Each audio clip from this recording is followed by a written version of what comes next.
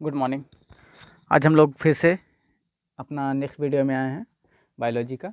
ठीक है, इसमें हमको पढ़ना है क्या। हम जैसे कि बताया गया था कि हम लोग पीछे पढ़ चुके थे, we were studying about the animal nutrition के बारे में हम लोग स्टडी कर रहे थे। ठीक है, अभी जो हम लोग को पढ़ना है, we have to study about the different, जो अब अलग है। ठीक है, एनिमल न्यूट्रिशन में वो ह्यूमन डाइजेस्टिव सिस्टम। सबसे पहले हम आते हैं ह्यूमन डाइजेस्टिव सिस्टम के बारे में। ठीक है, ह्यूमन का डाइजेस्टिव सिस्टम कैसे वर्क करता है और इस डाइजेस्टिव सिस्टम में क्या क्या है, सबसे पहले उस चीज़ के बारे में बात करेंगे। ठीक है, तो चलिए हम लोग स्टार्ट करते हैं ह्यूमन डाइजेस्टिव सिस्टम से। तो सबसे पहले देखेंगे कि ह्यूमन डाइजेस्टिव सिस्टम में क्या क्या चीज़ है, क्या क्या चीज़ रहता है। ठीक है, इस चीज़ के बारे में सबसे पहला जिक्र करेंगे, मतलब जो जो ऑर्गन्स इन्वॉल्व होते हैं इन डाइजेस्टिव सिस्टम में। ठीक है, उसी को हम सबसे पहले यहाँ पे लिख लेते हैं फॉलोइंग, जो जो हमारे पास होगा, following are the parts which are involved in human digestion।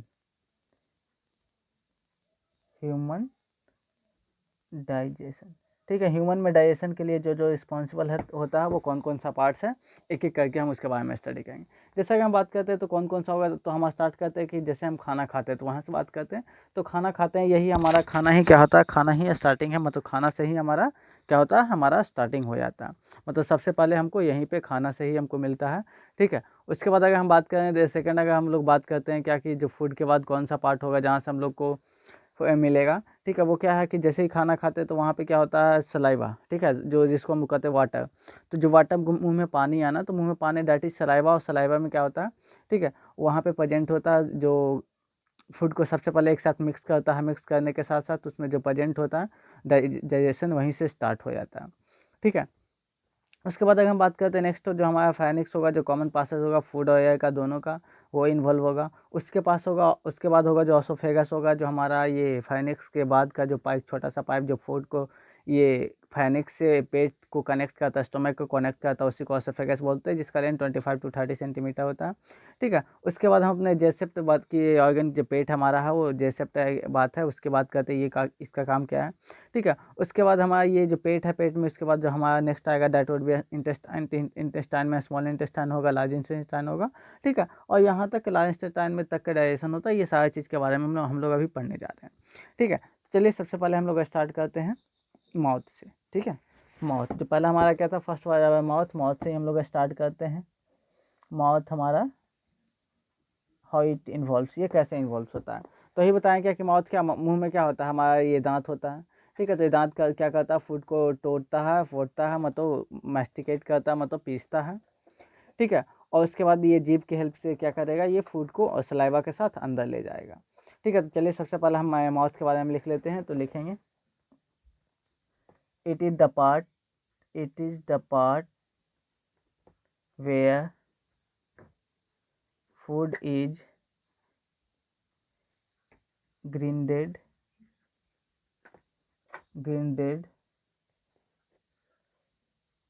with the help of teeth and tongue, sorry. ठीक है, ये वो पार्ट है जहाँ पे क्या फूड को क्या कहता है, पीसा जाता है, किसके हेल्प से, दांत और जीभ की हेल्प से। ठीक है, उसको पीसा जाता है। ठीक है, एंड, और यही एंड इन माउथ, माउथ में ही क्या होता है, and in mouth saliva is secreted by salivary gland। ठीक है, और माउथ में क्या होता है, सलाइवा होता है, जो सलाइवरी ग्लैंड के द्वारा रिलीज किया जाता है। ठीक है, तो ये तो हमारा सबसे पहला पार्ट था। दूसरा क्या हमारा, दैट इज अवर फायनिक्स। एक लर्निक्स होता है, दूसरा फायनिक्स होता है। तो सबसे हम बात करने जा रहे हैं किसके बारे में, फायनिक्स। फायनिक्स क्या है, ठीक है, ये सिंपली बोलेंगे क्या, एक पैसेज होगा जहाँ पे एयर और फूड दोनों पास करेगा। ठीक है, तो सिंपली लिखेंगे क्या, it is the common, it is the common passage for both food and air। ठीक है, दोनों के लिए फूड और कभी कभी हम लोग सकते हैं तो यही फाइनेक्स में हमारा फूड चला जाता है। ठीक है, दूसरी अगर हम बात करते हैं जो हमारा नेक्स्ट होगा, जो बात करेंगे जो थर्ड पॉइंट होगा, थर्ड क्या हमारा ऑसोफेगस होगा। ठीक है, ऑसोफेगस जो हम जिसको बोलेंगे जो मुंह से आपको फूड को पेट तक पहुंचाता है, यही हमारा ऑसोफेगस है, जिसको हम लोग फूड पाइप के भी नाम से ही जानते हैं, ऑसोफेगस। ठीक है, तो सबसे पहले लिखेंगे it is also called, it is also called food pipe. इसको क्या नाम से जानते हैं हम लोग? फूड पाइप के नाम से जानते हैं। ठीक है, जो कितना है, which is 25 centimeter to 30 centimeter long and it connect mouth to stomach। ठीक है, ये माउथ से स्टोमक को कनेक्ट करता है। ठीक है, दूसरा अगर बात करते हैं तो यही हमारा एलिमेंट्री कैनाल जिसको बोलते हैं, तो यही ऑसोफेगस से ये स्टार्ट होता है।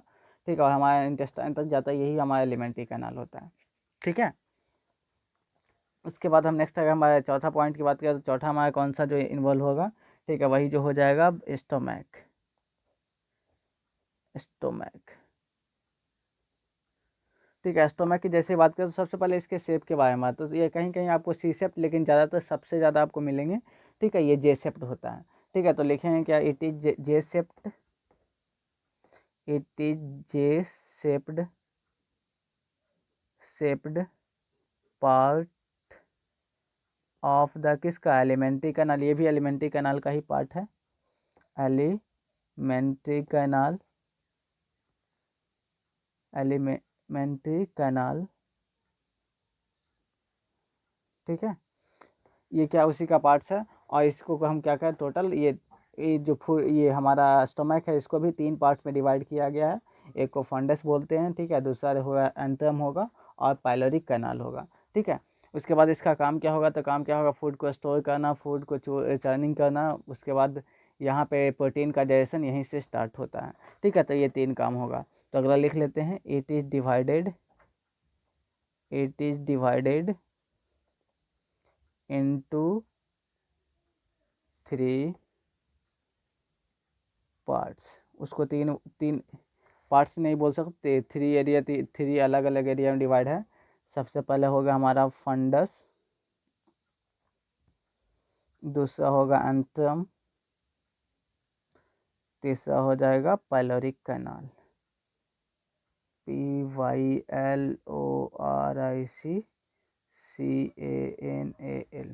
Pyloric canal. ठीक है, अब इसके बाद कि इसका काम क्या होगा? What is the function of stomach? Stomach का फंक्शन क्या है?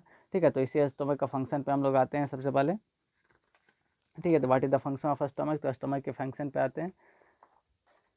तो सबसे पहले भी बताएं कि स्टोमक का फंक्शन क्या होगा? That would be storage of food, food का स्टोर करना इसी का काम होगा। ठीक है, भोजन को चर्न करना इसी का काम होगा। तो लिखते हैं यहाँ पे फंक्शन, फंक्शन ऑफ स्टोमक। ठीक है, इसका फंक्शन क्या होगा? ठीक है, तो लिखते हैं सबसे पहला फंक्शन में लिखे हैं क्या? स्टोरेज ऑफ फूड, स्टोरेज, इन सब के बारे में यहाँ पे कैसे कैसे क्या होता है ये सारे डाइजेशन के बारे में हम लोग वहाँ पे बाद में पढ़ेंगे। ठीक है, अभी सिर्फ ऑर्गन जो इन्वॉल्व है उसके बारे में पढ़ेंगे। सेकेंड क्या है? चर्निंग ऑफ फूड, मतलब चर्निंग मतलब चूरना, चर्निंग ऑफ फूड। तीसरा लिखेंगे प्रोटीन का जो डाइजेशन ये तो यहीं से स्टार्ट होता है पेप्सिन के द्वारा, ये भी हम लोग पढ़ेंगे। Digestion of protein begins here. ठीक है, प्रोटीन का जो डाइजेशन होता है यहीं स्टार्ट होता है। उसके बाद ये तो था हमारा डेट वाज आवर फोर्थ। अब जो पाँचवा पार्ट इन्वॉल्व होता है डेट इज आवर इंटेस्टाइन। ठीक है, तो पाँचवा पार्ट में हम लोग लिखेंगे क्या? Intestine, intestine. ठीक है, इंटेस्टाइन में सबसे पहला जो होगा हमारा that would be small intestine. क्या है? स्मॉल इंटेस्टाइन की बात करेंगे। स्मॉल इंटेस्टाइन, इंटेस्टाइन में स्मॉल इंटेस्टाइन और लार्ज इंटेस्टाइन दोनों आएगा। तो सबसे पहले जिसके बारे में बात करेंगे वो हमारा स्मॉल इंटेस्टाइन होगा, जिसका लेंथ कितना होगा, ये एलिमेंट्री कैनाल का सबसे बड़ा पार्ट होता है जिसका लेंथ 6 से 7 मीटर तक का होता है। ठीक है, एलिमेंट्री कैनाल का लेंथ 9 मीटर लॉन्ग होते हैं। ठीक है, तो चलिए इसके बारे में लिखते हैं। इसमें भी ये भी स्मॉल इंटेस्टाइन भी 3 अलग अलग पार्ट में डिवाइड है, ड्यूडेनम, जेजेनम और इलम में डिवाइड है। इन सब के बारे में हम लोग फर्दर पढ़ेंगे, लेकिन सबसे पहले हम लोग आते हैं स्मॉल इंटेस्टाइन के बारे में। तो सबसे पहले लिखेंगे it is the largest part of elementary canal which is about to 7 meter long, 6 से 7 मीटर तक के लंबा होता है। ठीक है, ये भी क्या है, 3 अलग अलग पार्ट में डिवाइड होते हैं, तो ये भी लिख देते हैं it is divided into 3 parts. ठीक है, ये भी 3 पार्ट्स में डिवाइडेड है, डेट इज कौन कौन सा है। ठीक है, वो सबसे पहले हमारा ड्यूडेनम होगा, डियोडेनम।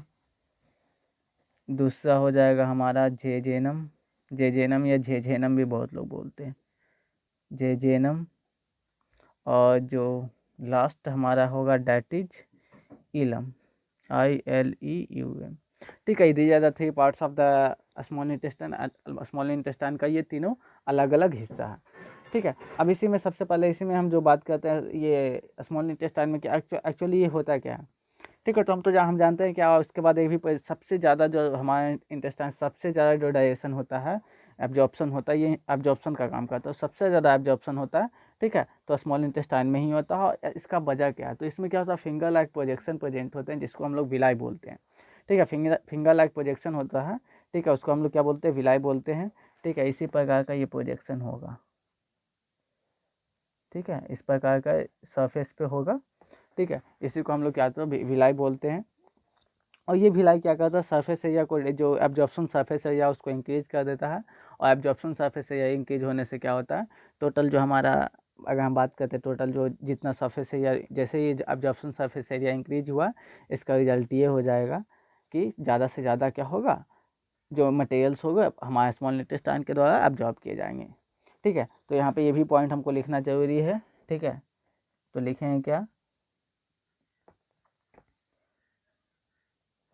In small intestine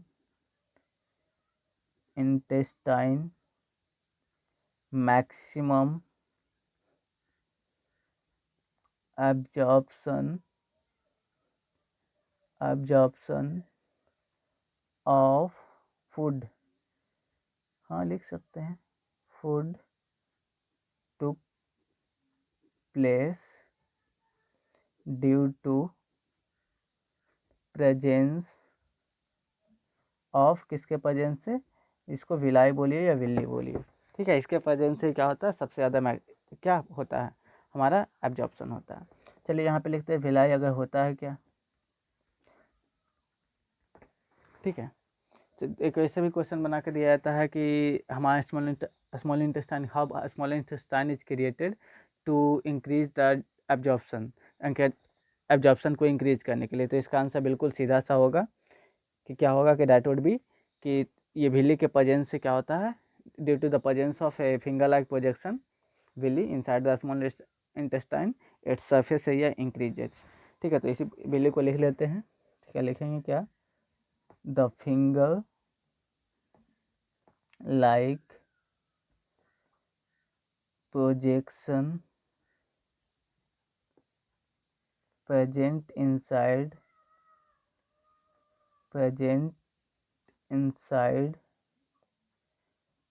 the small intestine to increase the absorption surface area is known as villi, उसी को हम लोग क्या बोलते हैं, विली बोलते हैं। ठीक है, अब चलिए इसके अब जो हम आते हैं, हमारा जो टॉपिक था स्मॉल इंटेस्टाइन में, सबसे पहले हमारा क्या है, डियोडेनम। ठीक है, डियोडेनम के बारे में बात करते हैं, डियोडेनम। ठीक है, डियोडेनम के जैसे अगर हम बात करते हैं तो सबसे पहले ये जो हमारा फर्स्ट पार्ट होगा स्मॉल इंटेस्टाइन के, जो लगभग 20 to 30 सेंटीमीटर लॉन्ग होता है। ठीक है, इसके पास वर्नस ग्लैंड्स होता है जो क्या करेगा, म्यूकस का सेक्रेट करता है, जो जिसका नेचर क्या हो, अल्कलाइन नेचर होता है, मतलब फूड को ये क्या कर अल्कलिन नेचर का कर देता है। ठीक है, ताकि हमारा जो एसिड जो पेप्सिन हो ताकि अच्छे से एक्ट कर सके। ठीक है, तो ये जेजेनम के बारे में लिख लेते हैं, लिखेंगे it is the first part, it is the first part of small intestine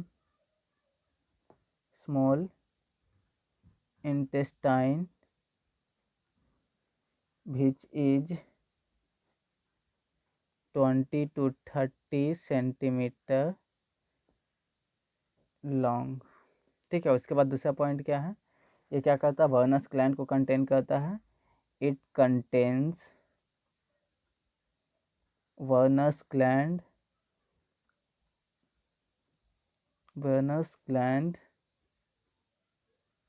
gland जो कि जिसका काम क्या है, विच सेक्रेट म्यूकस का सेक्रेशन करता है, और म्यूकस का नेचर क्या होता है, अल्कलाइन होता है, which is alkaline in nature. इससे क्या होता है, फूड का जो नेचर होता है अल्कलाइन होता है, इस प्रकार से हमारा वो इजीली, ताकि पेप्सिन आसानी से एक्ट कर सके। नेक्स्ट जो हमारा जो हम बात करते हैं वो हमारा जेजेनम है। हायर क्लासेस में हम इसके बाद डिटेल में पढ़ेंगे, लेकिन फिलहाल थोड़ा शॉर्ट में चले हैं। ठीक है, नेक्स्ट क्या है, जेजेनम। जेजेनम, ठीक है, तो सबसे पहले बात करें तो ये तो second middle part of the small intestine है, जिसका लगभग इसका लेंथ सबसे आता है, लगभग 2 मीटर लंबा होता है। ठीक है, तो लिखेंगे क्या, it is the middle part of small intestine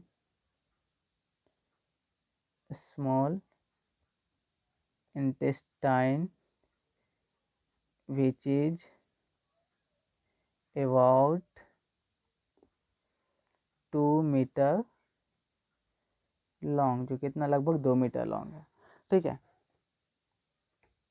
उसके बाद बात करते हैं इसका जो फंक्शन होगा, इसका क्या होगा, जो सबसे ज़्यादा ऑब्जॉर्प्शन होता है। ठीक है, सबसे ज़्यादा ऑब्जॉर्प्शन यहीं पे होता है, क्योंकि यहीं पे आपका जो विली होता है, विली का प्रेजेंस होता है, that's why major absorption take place in jejunum. तो इसी पॉइंट को भी हम लोग लिखते हैं।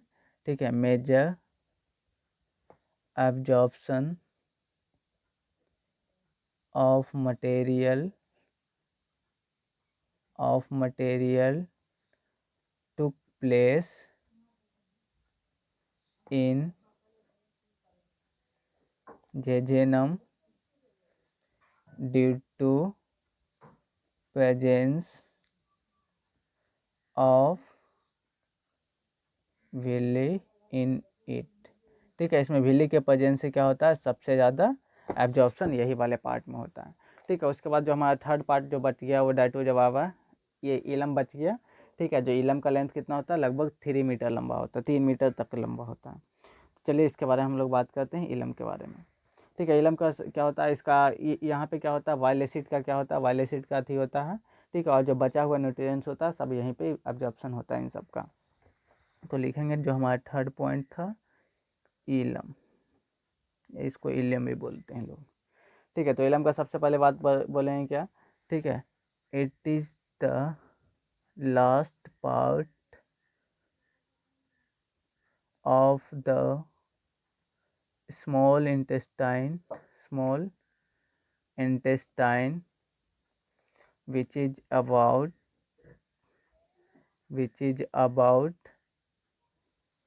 3 मीटर लॉन्ग, जो लगभग क्या 3 मीटर लंबा होता है। ठीक है, अगर बात करते हैं कि यहाँ पे क्या, यहाँ पे वाइल एसिड का एब्जॉर्प्शन होता है, और जो बचा हुआ न्यूट्रिएंट्स हो गया, जैसे अमोनिया एसिड, विटामिन्स हो गया, ठीक, वाटर, इस सब का यहाँ पे न्यूट्रिशन ये आपका अथी होता है, एब्जॉर्प्शन होता है। ठीक है, तो लिखेंगे क्या, इन इलम LEUM,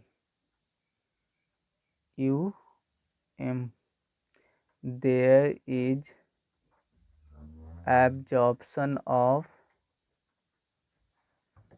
bile acid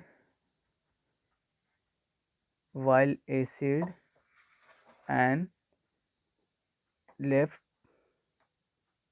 nutrients, that is left में क्या क्या बचा होगा, अमीनो एसिड बचा होगा, तो अमीनो एसिड, विटामिन्स,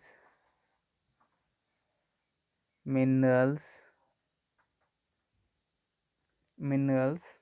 etc, ठीक है, ये सब एंड वाटर, ठीक है, इन सब का एब्जॉर्प्शन कहाँ पे होता है, हमारा इलम में होता है।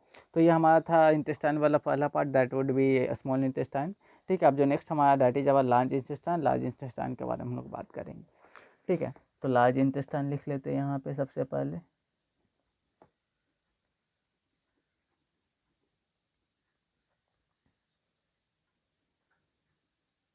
ठीक है, लार्ज इंटेस्टाइन में सबसे पहले अगर हम बात करते हैं तो लार्ज इंटेस्टाइन में क्या होगा हमारा, ये लगभग 1.5 मीटर लंबा होता है, ये टोटल कितना 1.5 मीटर लंबा होता है। ठीक है, और यहाँ पे वाटर एंड मिनरल्स और जो बाकी बचा हुआ जो सामान रह गया, ठीक है, यहाँ पे सब डाइजेशन होता है। ठीक है, ये भी हमारे टोटल 3 पार्ट्स में डिवाइड होते हैं। सबसे पहले सीकम होता है, उसके बाद कॉलोन होता है, और जो लास्ट पार्ट होता है दैट इज अवर रेक्टम, ये रेक्टम होता है। ठीक है, उसके बाद अगर हम बात करते हैं ये क्या है, सीकम बोले तो क्या ये सैक लाइक स्ट्रक्चर होता है जो इलम में आपका खुलता है। ठीक है, और जो अब वर्मी फॉर्म अपेंडिक्स जिसको हम सिंपली बोलते हैं, जिसको एक वेस्टिजियल ऑर्गन भी है। ठीक है, ये हमारा सीकम से ही क्या होता है, अटैच्ड होता है। ठीक है, और सीकम और अपेंडिक्स अगर बोले तो ये दोनों का दोनों क्या है, they are the vestigial organ. Vestigial organ करने का मतलब क्या, कि अगर इसको हटा भी दिया जाए, ठीक है, तो इससे कोई ज़्यादा अफेक्टेड हम लोग नहीं होते हैं। ठीक है, ये था हमारा ये लार्ज इंटेस्टाइन के बारे में। ठीक है, अब चलिए इसके बारे में हम लोग मेंशन, चलिए लिखते हैं। सबसे पहला पॉइंट क्या बोलेंगे हम लोग, ठीक है, सबसे पहला पॉइंट बोलेंगे क्या, it is the second largest part of alimentary canal, जिसका लेंथ कितना, लगभग 1.5 मीटर लंबा है। तो लिखेंगे क्या, it is the second most largest part of alimentary canal which is about, ठीक है, 1.5 मीटर लॉन्ग। ठीक है, जो लगभग क्या है, 1.5 मीटर लंबा होता है। ठीक है, यही था हमारा that is about the large intestine के बारे में पहला पॉइंट। दूसरा पॉइंट क्या लिखेंगे कि यहाँ पे एब्जॉर्प्शन क्या होता है, तो लिखेंगे क्या, in large intestine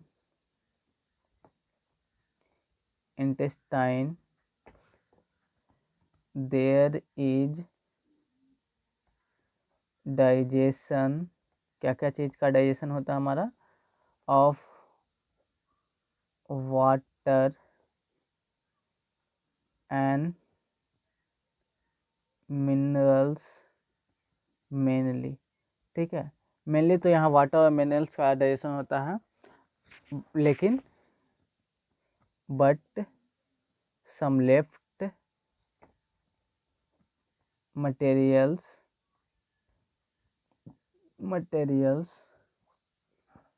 is also absorbed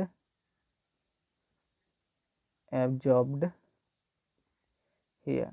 जो हमारा स्मॉल इंटेस्टाइन से बच गया जो मटेरियल्स है, ठीक है, उसके एब्जॉर्प्शन के बाद भी जो बचा हुआ अगर कुछ बच गया, ठीक है, तो वो यहाँ पे आके एब्जॉर्ब हो जाता है। ठीक है, अब यहाँ पे बात करते हैं लार्ज इंटेस्टाइन का जो डिवाइडेशन की बात करते हैं, तो ये भी हमारा 3 पार्ट में डिवाइड हुआ है, तो ये भी लिख देते हैं। ठीक है, it is divided into 3 parts, ये भी हमारा 3 पार्ट में बट चुका है। ठीक है, वो 3 पार्ट्स में, अब वो पहला क्या क्या है, पहला हमारा हो गया क्या, सीकम। ठीक है, दूसरा क्या होगा हमारा, कोलोन, और जो हमारा थर्ड हो जाएगा रेक्टम। ठीक है, थर्ड हमारा क्या होगा, रेक्टम। तो ये हमारा दे जाता parts of the large intestine, ये लार्ज इंटेस्टाइन का पार्ट है।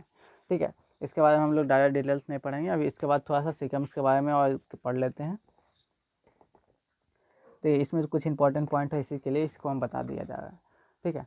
जैसे कि हम बात करते हैं टॉक अबाउट द सीकम की जैसे ही बात करें तो एक साइक्लाइक स्ट्रक्चर है जो इलम में ओपन होता है, ठीक है। तो लिखेंगे क्या, caecum is a sac-like structure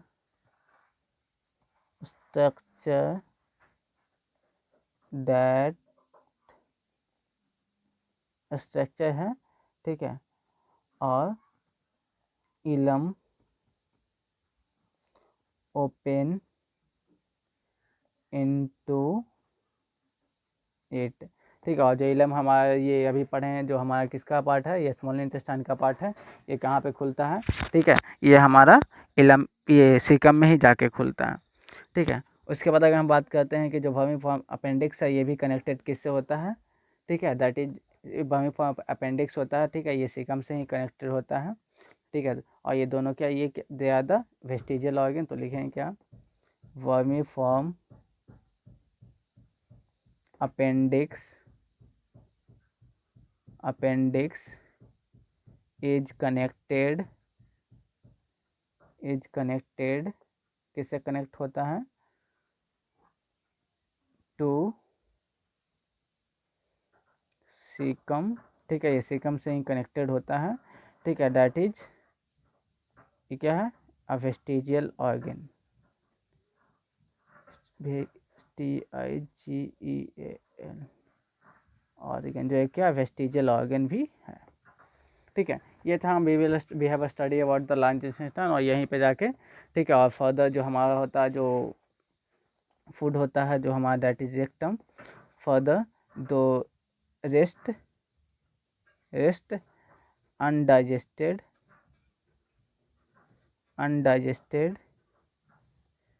food is stored in rectum, जो अनडाइजेस्टेड फूड है वो रेक्टम में स्टोर्ड हो गया, ठीक है। और स्टोर के एंड कम्स आउट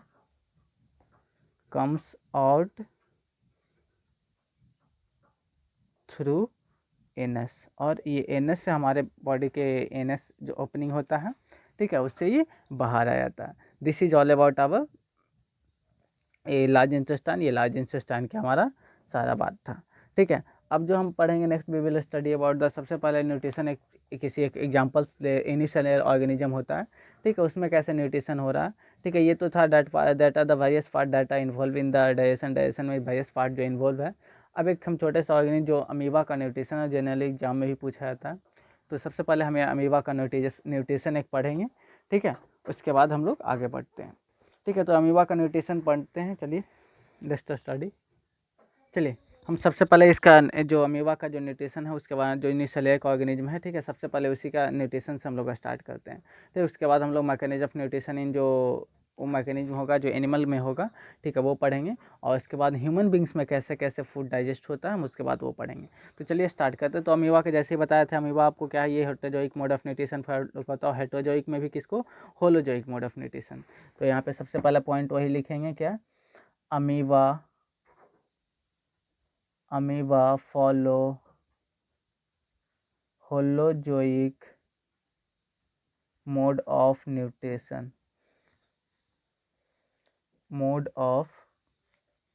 न्यूट्रिशन, ठीक है। कैसा, holozoic mode of nutrition follow करता है। अब चलिए सबसे पहले अगर हम बात करते हैं तो इसमें टोटल जो प्रोसेस इन्वॉल्व होगा, ठीक है, ये टोटल हमारा 5 प्रोसेस होगा। ये 5 प्रोसेस कौन कौन सा है, वो प्रोसेस सबसे पहला इंजेशन होगा, ठीक है। इंजेशन मतलब फूड को अंदर लेगा, वो इंजेशन होगा। उसके बाद डाइजेशन होगा, फूड वहाँ पे क्या होगा, पचेगा। पचने के बाद जो क्या होगा, जो लिक्विड होगा वो ऑब्जॉर्ब होगा। तो जो थर्ड प्रोसेस होगा एब्जॉर्प्शन होगा। और एब्जॉर्ब होने के बाद क्या होगा, वेरियस पार्ट्स में यूज होगा। तो चौथा प्रोसेस हमारा एसिमिलेशन होगा। और यूज होने के बाद जो रेस्ट बच गया, ठीक है, वो बाहर निकल जाएगा। जो लास्ट प्रोसेस दैट वाज क्या, जिसको हम बोलेंगे एजेशन, ठीक है। तो ये पांचों प्रोसेस को फॉलोड करके कैसे अमीबा फूड ऑब्टेन करता है, ठीक है, इसी चीज़ के बारे में हम लोग पढ़ते हैं। तो सबसे पहले अगर हम बात करते हैं अमीबा की, तो अमीबा के पास क्या कोई भी माउथ मुंह नहीं होता है, ठीक है। तो बात यह है कि जब इसके पास मुंह नहीं होता तो ये अपना खाना कैसे खाता है, ठीक है। तो जैसे ही बात करते हैं कि खाना कैसे खाता है, तो खाना कैसे खाने का बात अगर बोलते हैं तो इसके पास क्या था, फॉल्स फिट होता है। उस फॉल्स फिट को क्या करता है, उसी की हेल्प से क्या करता है, ये खाना खाता है। अगर यहाँ पे हम थोड़ा सा अगर बात करें तो यहाँ पे एक छोटा सा डायग्राम हम बना के दिखा रहे हैं, ठीक है।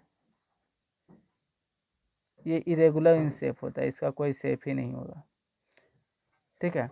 तो यहाँ पे जो ये आपको जो दिखाई दे रहा है या ये दिखाई दे रहा है, ठीक है, ये जो दोनों पार्ट होगा, ठीक है, इसी को सीडोपोडिया बोलते हैं हम लोग, ठीक है। इसको क्या बोलते हैं, सीडोपोडिया होता है, और इसी की हेल्प से क्या करता है, ये अपना भोजन लेता है, ठीक है, जिसको हम लोग फॉल्स फीट के नाम से भी जानते हैं।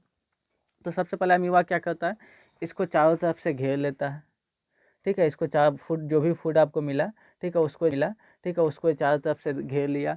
फूड को घेरने के बाद क्या करेगा, सबसे पहले फूड को चारों तरफ से घेरता है।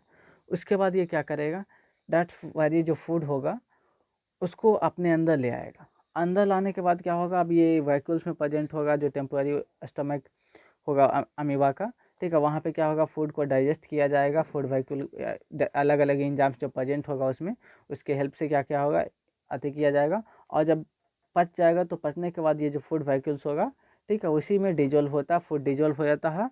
और डिजोल्व होने के बाद क्या होगा, ये डायरेक्टली साइटोप्लाज्म के द्वारा ऑब्जॉर्ब किया जाएगा, ठीक है। और जो प्रोसेस होगा ये डिफ्यूजन प्रोसेस के द्वारा साइटोप्लाज्म के द्वारा ऑब्जॉर्ब कर लिया जाएगा, और ये फर्दर असिमिलेट हो जाएगा, मतलब यूज होगा, यूज होकर फिर जो रेस्ट सब्सटेंस बच गया ये बाहर निकल जाएगा।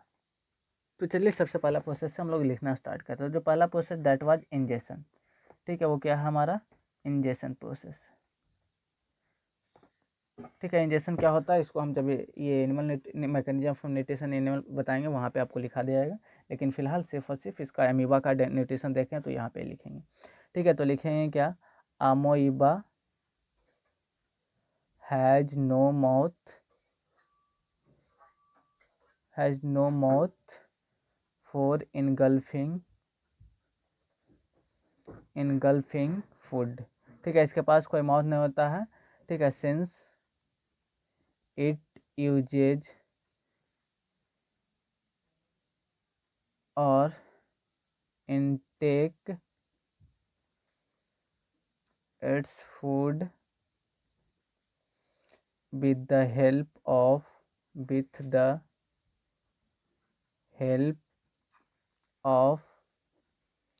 false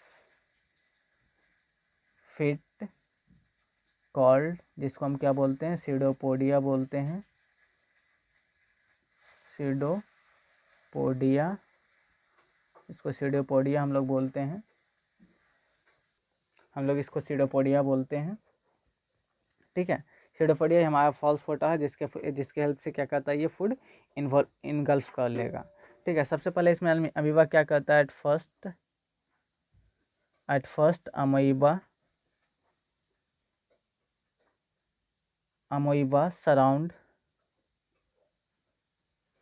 surrounds its food by pseudopodia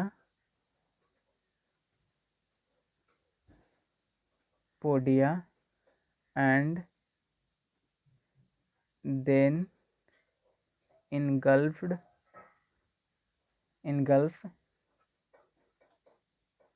it to form food vacuoles. ये क्या करता है, फूड वैक्यूल्स बना देता है, ठीक है। दिस फूड, ये जो फूड वैक्यूल्स होता है ये टेम्पररी होता है। This food vacuoles is called temporary stomach of amoeba, ठीक है। ये फूड वैक्यूल्स को क्या कहा जाता है, अमीबा का टेम्पररी स्टोमैक बोला जाता है। जो दूसरा प्रोसेस हमारा क्या है, इसमें होगा that would be digestion, food ingest अंदर आया, फिर होगा फूड डाइजेस्ट होगा, तो ये डाइजेशन प्रोसेस को फॉलो करेगा, ठीक है। तो यहाँ पे ये जो यूनिसेलुलर ऑर्गेनिज्म है तो बहुत खास ज़्यादा कॉम्प्लेक्सिटी नहीं होगा, तो सिंपली लिखेंगे इन अमोइबा In amoeba, food is digested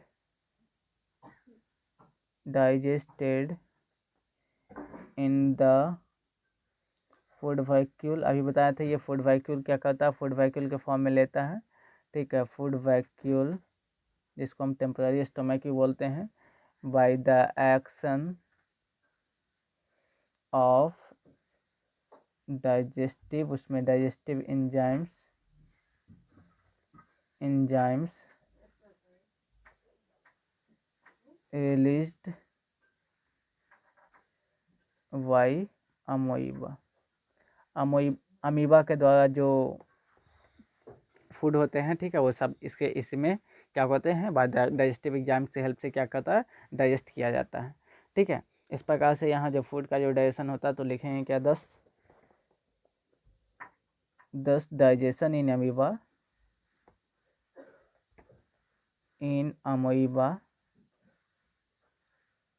take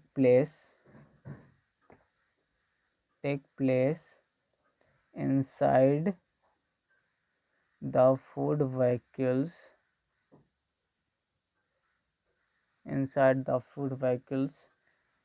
due to which the food is dissolved। जो फूड क्या होता है, मिल जाता है और इसको फिर डिजोल्व, फूड क्या होता है, मिल जाता है। अब क्या हुआ, हमारा फूड मिल गया। अब उसके बाद जो नेक्स्ट हम प्रोसेस होगा, फूड क्या होगा, एब्जॉर्ब होगा। तो थर्ड प्रोसेस होगा दैट इज आवर एब्जॉर्प्शन। तो यहाँ पे भी एब्जॉर्प्शन के लिए कोई स्पेशलाइज्ड ऑर्गन नहीं होता है, ठीक है। हम बताएं सिंगल सेल ऑर्गेनिज्म ही है, ठीक है। तो एब्जॉर्प्शन के लिए क्या हुआ, जो डाइजेस्टेड फूड होता है वो डायरेक्टली साइटोप्लाज्म में डिफ्यूजन प्रोसेस के थ्रू क्या होता है, एब्जॉर्ब हो जाता है। तो लिखेंगे the digested food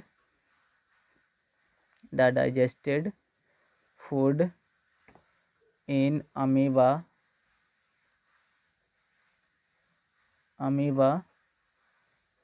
is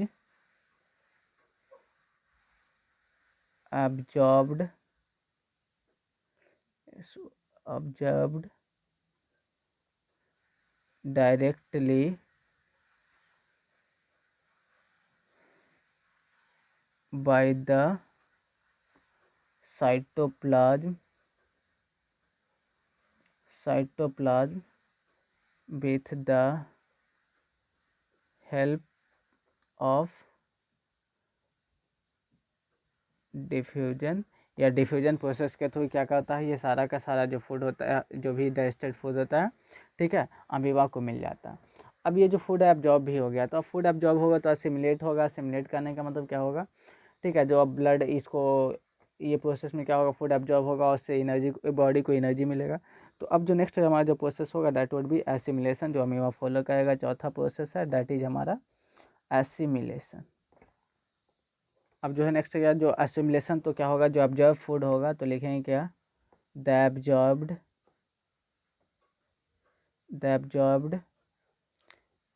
food is used by amoeba to obtain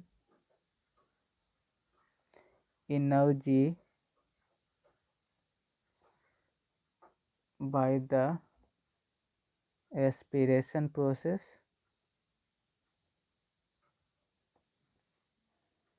and by respiration process energy, और जो एनर्जी मिला, energy obtained is used by amoeba to maintain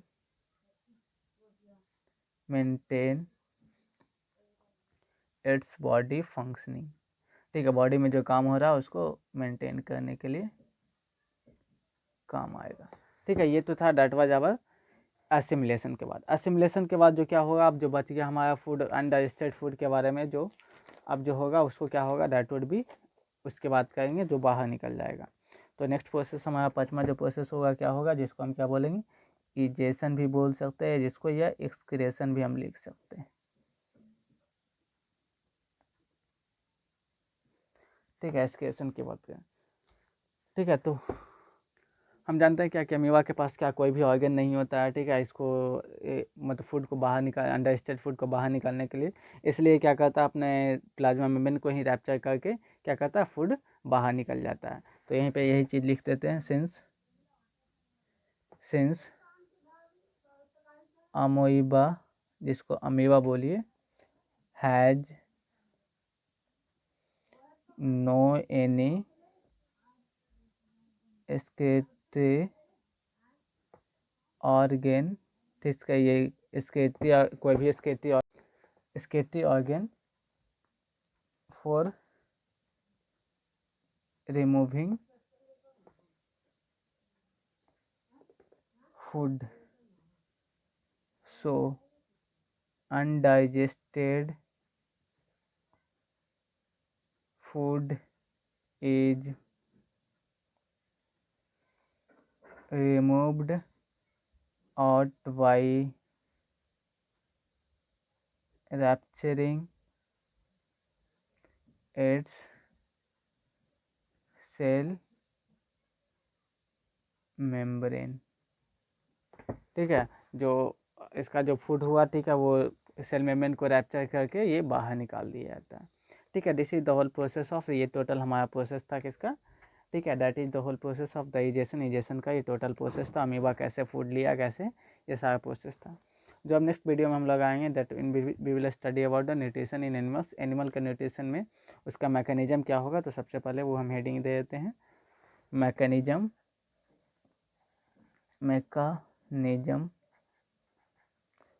of nutrition in animals, ठीक है। यही हेडिंग लेके हम लोग नेक्स्ट वीडियो में हम लोग फिर से मिलेंगे, ठीक है। तब तक के लिए हम हमारे चैनल को देखते रहिए और लाइक ज़रूर कर दीजिएगा। Okay, next, see you in the next video.